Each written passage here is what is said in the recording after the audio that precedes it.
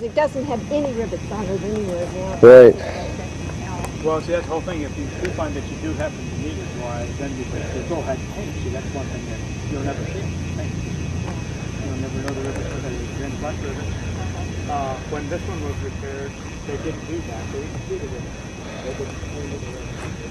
Put the rivets in the hole.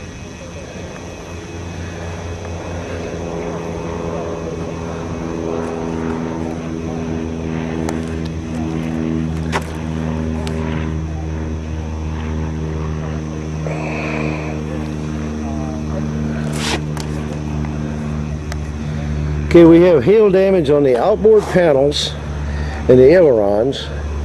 A little bit on the inboard panel that's visible, but not a lot. And the other wing we've got a little bit worse. Okay, this fuel tank has had rivets, 4 cherry rivets put in around the scupper. Typically dings down the side. The red's been repainted. The rest of it's original paint. Avionics wise, we have an MX-11. We have a KX-145. There's the VOR for the KX-145, and there's a NAV-121, or excuse me, NAV-11 down there. And recently overhauled AT-58 transponder. We have a 4-place intercom system that's a ICS. Okay, Oregon Avionics.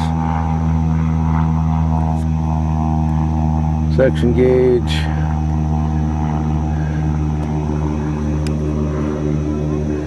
And we're 32:82:79 total time.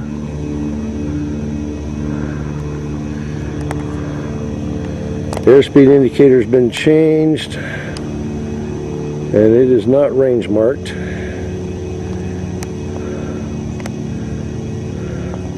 And then we have an Electronics International something. Okay, yeah, that's a single cylinder EGT CHT, as far as I can tell. New panel overlay. Okay, looks to be original engine controls. The interior is in pretty decent condition. It's got new window molding, plastic canopy and rear windows, and looks like a hat shelf. The side panels need to be pulled and reconditioned and done. This one down here is cracked out.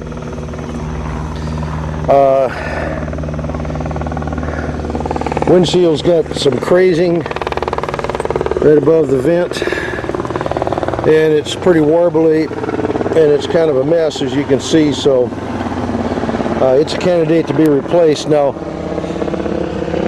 he put new windows in the canopy, and they're gray. The rear windows are green. So my inclination on restoring this airplane would be to leave the canopy windows gray, put a new windshield in gray, and replace those rear windows carefully, take them out and reuse them in something else since they're new, but replace them. Hail damage also, see this side here is not so bad. Got some creasing up here. This side's hammered pretty good with hail damage. This got the brunt of it over here. And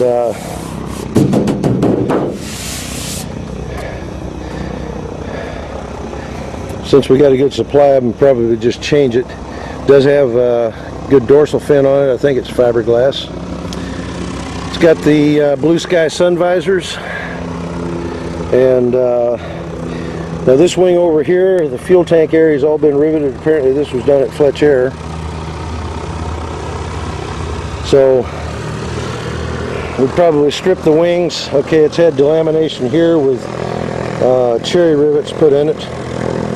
Knock those out, do flush riveting all the way on the thing. This aileron is pretty hammered with hail damage.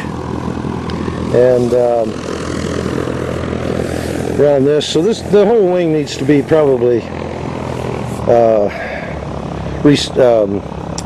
re-riveted, and the outboard panels, I don't know, they're pretty might even be candidates for reskinning there. Wheel pants, this one over here is a plastic wheel fairing. The interior pieces in there, I think, are somebody's aftermarket fiberglass that are pretty well shot. Just take them off, throw them away. Nose wheel fairing, I think, is salvageable. It's good. This is a fiberglass fairing over here. So we'd put one fiberglass fairing on the other side and make them look alike. And engine-wise, we got about a mid-time engine. It says it's using no oil. There's no leaks. It's chrome cylinders. So probably just keep that going, and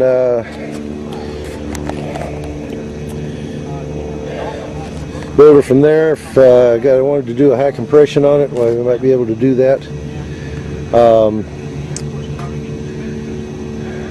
This upper cowling had delaminated, and he's re-glued it back. I don't know how well that's going to last or what have you, but cowling's in relatively good condition. There's one patch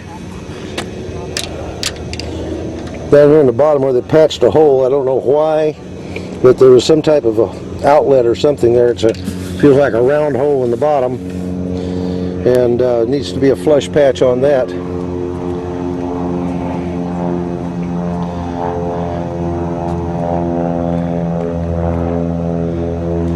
Macaulay prop was recently overhauled, but it's down to the bare minimums on tolerance, so probably change that out, put a Sentinage on it, and go from there. Depends on how well the engine runs.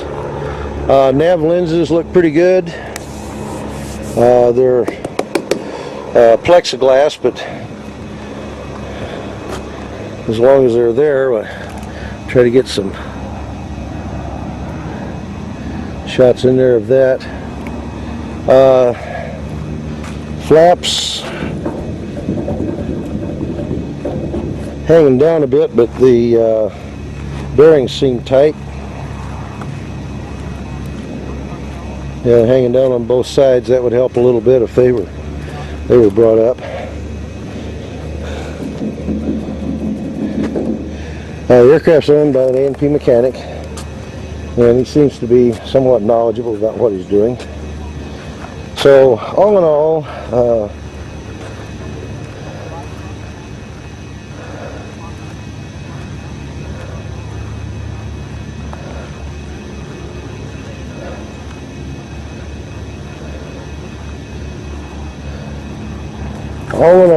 it's probably a fairly airworthy airplane. I'd want to bring it in and check it out pretty good, and maybe just kind of clean it up and try to turn it as is, or who knows. The airplane lives down south of Tucson, so corrosion level should be virtually nil.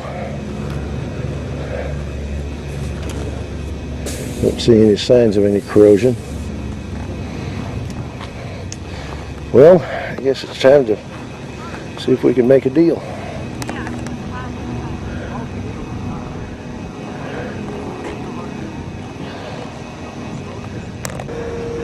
Okay, looks like we got the winner circle up here. We got a Tiger there with the MT propeller on it. And we got Alan Rossi's 0320 powered two-place there that won best firewall forward. And we've got a Tiger there with a paint job on it. I'm not sure which one he won. And then we got one up here that I think was the best exterior, and it's got the Lopresti cowling on it.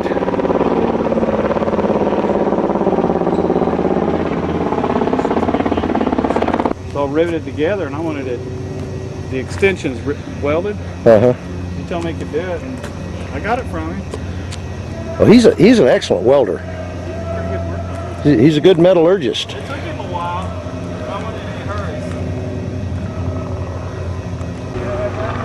Okay, here's Alan Rossi's aircraft. Beautiful panel.